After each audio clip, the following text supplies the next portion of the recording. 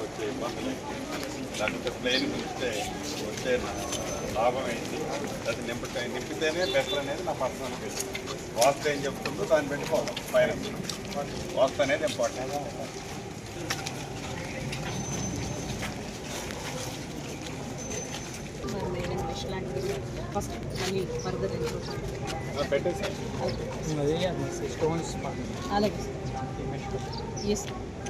మన బౌండరీలో ఎక్కడైతే కొద్దిగా ఆఫ్సెట్ వస్తుందో ఆఫ్సెట్కి అంతకుముందు అన్న ఆఫ్సెట్ స్ట్రైట్ చేసుకోండి.